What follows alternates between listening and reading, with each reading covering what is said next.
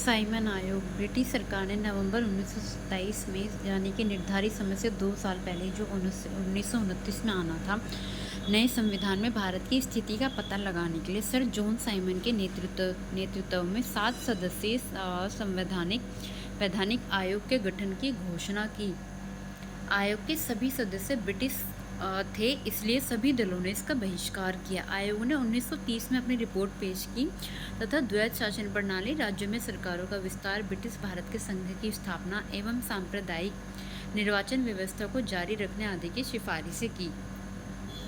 आयोग के प्रस्तावों पर विचार करने के लिए ब्रिटिश सरकार ने ब्रिटिश भारत और भारतीय रियासतों के प्रतिनिधियों के साथ 3 गोलमेज सम्मेलन किए। इन सम्मेलनों में हुई चर्चा के आधार पर संवैधानिक सुधारों पर एक श्वेत पत्र तैयार किया गया, जिससे विचार के लिए ब्रिटिश संसद की संयुक्त प्रवर समिति के समक्ष रखा गया। इस समिति की सिफारिशों को कुछ संशोधनों के साथ भारत परिषद अधिनियम 1935 में शामिल कर दिया गया। सांप्रदायिक अवार्ड, जिसे कम्युनल अवार्ड भी कहा जाता है, यह ब्रिटिश प्रधानमंत्री रैमजे मैकडोनल्ड ने अगस्त 1932 में इसकी घोषणा की और यह अल्पसंख्यकों के प्रतिनिधित्व पर एक योजना की घोषणा थी। इसे कम्युनल अवार्ड भी कहा जाता है।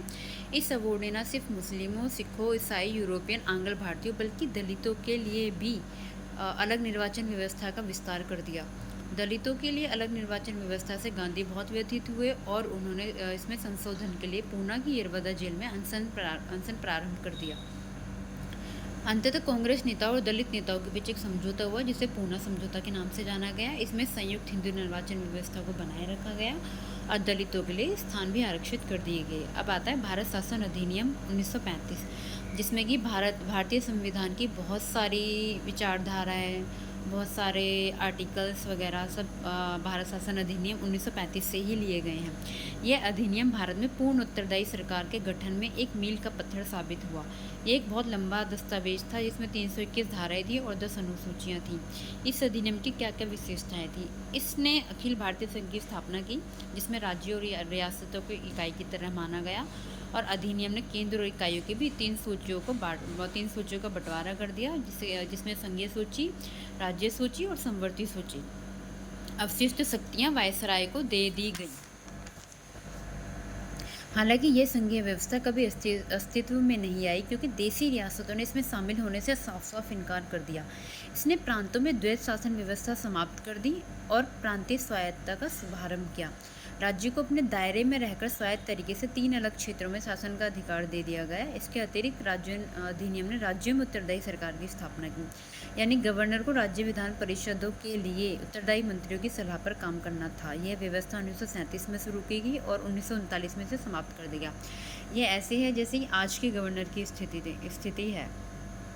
इसने केंद्र में द्वैध शासन प्रणाली का प्रारंभ किया। परिणामतः संघीय विषयों को स्थानांतरित और आरक्षित विषयों में ऊपर जैसे कि लिखा गया है, इसने प्रांतों में तो द्वैध शासन व्यवस्था का समाप्त कर दिया, लेकिन केंद्र में द्वैध शासन प्रणाली का शुभारंभ कर दिया गया और संघीय विषयों को स्थानांतरित और आरक्षित विषयों में विभक्त कर दिया गया।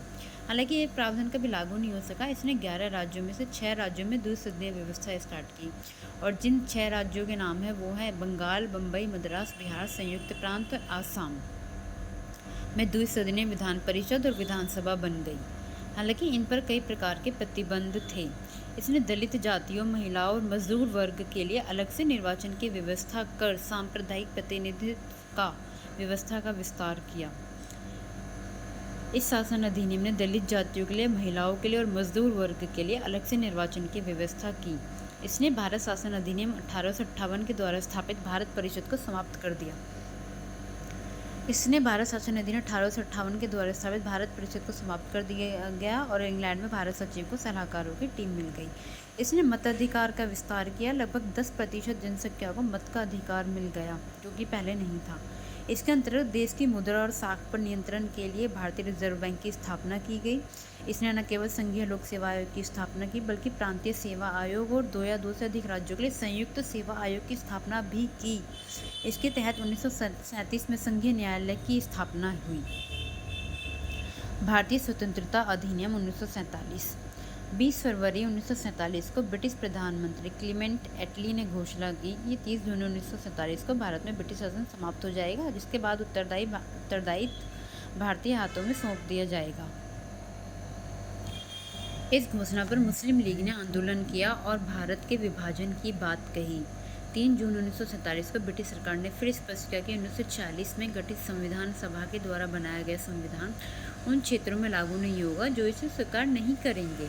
उसी दिन 3 जून 1947 को वायसराय लॉर्ड माउंटबेटन ने विभाजन की योजना पेश की, जिसे माउंटबेटन योजना कहा गया।